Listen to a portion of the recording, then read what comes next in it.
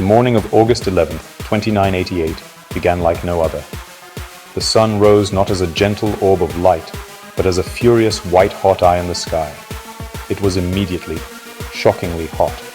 Thermometers inside climate-controlled sky towers struggled to display the rising numbers before their circuits fried. People awoke drenched in sweat, their homes already feeling like ovens. This wasn't just a heat wave, it was an assault. The air itself seemed to shimmer and warp, thick with an oppressive energy that made every breath a struggle. The light was blinding, a relentless glare that pierced through even the most advanced auto-tinting windows, turning every surface into a searing mirror. This was it. The day scientists had warned about for centuries. The day the sun would reclaim its dominance. The first systems to fail were the most delicate. The global network, the very backbone of 20th century civilization, flickered and died. Screens went black. Communication lines fell silent. Then, the power grids began to overload one by one, in a cascade of failures that plunged cities into a terrifying sun-drenched silence. Elevators stopped midway, trapping people between floors. Automated transport vehicles froze on their magnetic tracks, becoming metal coffins under the intense solar radiation. The hum of modern life, the constant thrum of technology that had defined humanity for 1,000 years, was gone. All that remained was the roar of the sun, a soundless, deafening pressure that was felt in the bones. Then came the fires. It started subtly at first. Dry synthetic building materials designed for durability began to smolder on rooftops. The focused glare from glass-paneled skyscrapers acted like a magnifying glass, concentrating the sun's rays into lethal beams of heat. Soon, small pockets of smoke dotted the urban landscape, growing into raging infernos with terrifying speed. There were no alarms, no automated sprinkler systems to combat the flames. The technology was dead. The fires burned unchecked, consuming the sterile, lifeless structures of the city. It was as if the sun itself was trying to burn away the world humanity had built, erasing its metallic footprint from the face of the planet. The global emergency system sent out one final desperate message before they too succumbed to the electromagnetic pulse. The message was simple and horrifying. It declared a planet-wide state of emergency. It confirmed that this was not a localized event. From the frozen plains of the Antarctic territories to the northernmost settlements in the Arctic Circle, the heat was uniform and inescapable. Seasons had been erased in a single morning. The entire globe was cooking under the same relentless star. The message advised all citizens to seek shelter in dense, natural forests. It was a final, cruel joke. Humanity had spent centuries systematically destroying the very thing that could now save it. Panic erupted in the silent cities. With their homes becoming furnaces and their offices turning into tombs, people poured out onto the streets. The exodus was chaotic and desperate. They ran from the towering skyscrapers, their architectural marvels now transformed into vertical death traps. The air outside was no better. It was like stepping into a blast furnace. The ground burned through the soles of their shoes. People shielded their eyes, stumbling blindly in the overwhelming light. They were looking for safety, for a cool place to hide. But there was nowhere to go. The parks were just patches of scorched earth and withered synthetic grass. The shaded alleys between buildings offered no relief, only trapping the suffocating heat. The realization of their predicament spread like the fires consuming their cities. There were no forests. For centuries, humanity had valued progress over preservation. Trees were obstacles, cleared for sprawling urban centers, for vast resource mines, for a world built of metal and plastic. The great forests of Europe, Asia, and North America were distant memories, things children learned about in history simulations. Now, in their moment of greatest need, the people saw the devastating truth of their ancestors' choices. They were exposed, vulnerable, and completely at the mercy of a celestial body they had long taken for granted. There were no green canopies to offer shade, no damp earth to cool their feet. The final emergency broadcast had mentioned one last bastion of life, the Amazon. It was the planet's only remaining great forest, a vast, sprawling jungle that had been declared a global heritage site and left largely untouched. But for the billions of people scattered across the globe, it might as well have been on another planet. It was thousands of kilometers away, across scorched continents and boiling oceans. With all transportation systems down, reaching it was an impossible dream. The name Amazon was whispered among the fleeing crowds, a word of both hope and despair. It was the world's last lung, the only sanctuary, and it was tragically, hopelessly out of reach for almost everyone. So they sought other shelters. They remembered the old stories, the primitive ways of survival. People scrambled for any refuge they could find from the direct sunlight. They broke into underground subway tunnels, descending into the dark, stifling heat below the cities. They sought out natural caves in the hillsides, their openings becoming choked with desperate crowds fighting to get inside. They tried to break into old, abandoned military bunkers from centuries past, sealed fortresses that were never meant to be opened again. It was a regression, a frantic scramble back to the earth, a desperate attempt to burrow away from the sky and the terrible, burning eye that stared down at them.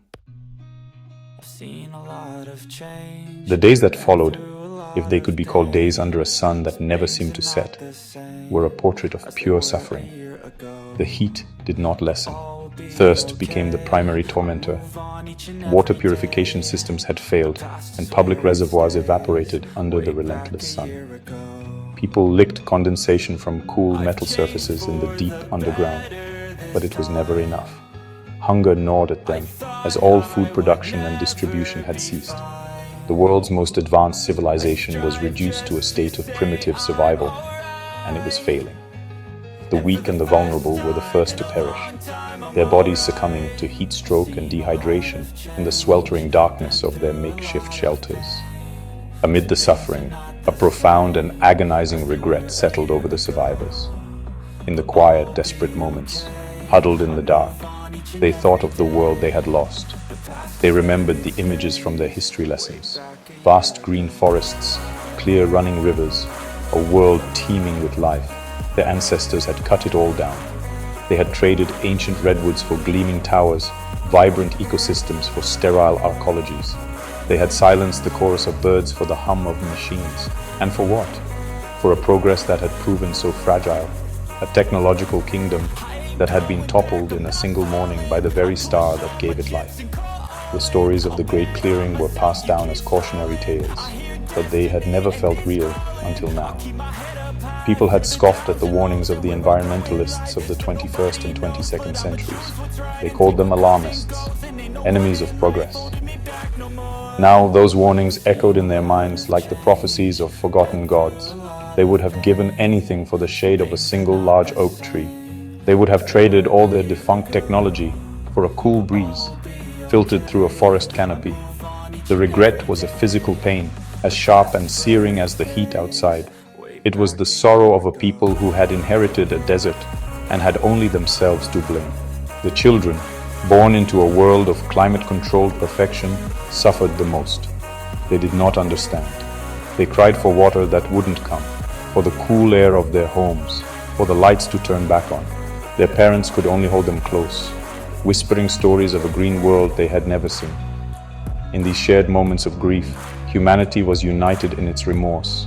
They understood too late that the trees were not just wood and leaves.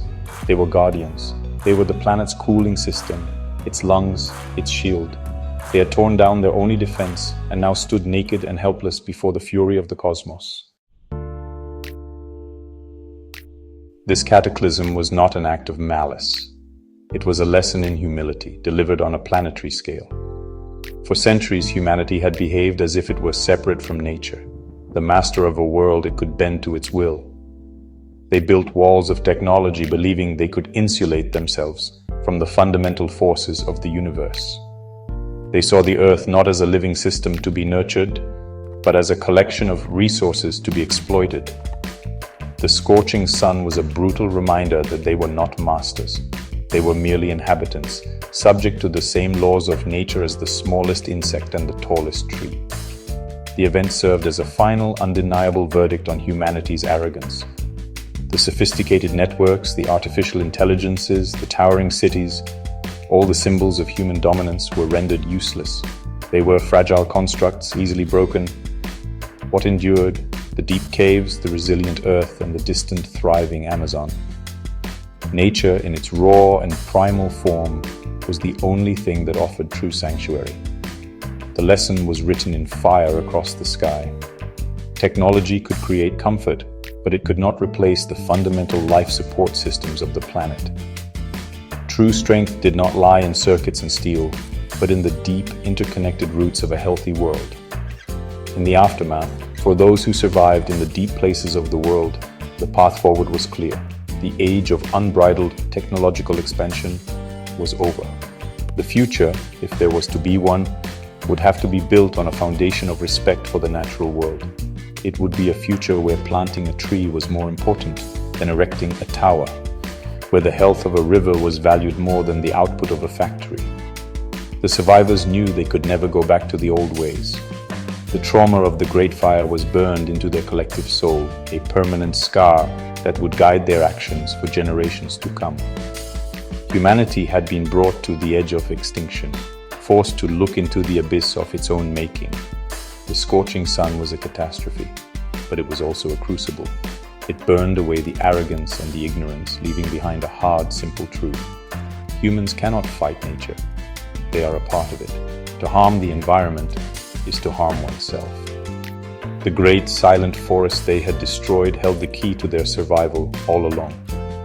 The longest, hottest day in history was a terrifying end, but for the few who remained, it was also a brutal, necessary beginning. The lesson was learned. The planet would heal, and humanity, smaller and wiser, would have to learn to heal with it.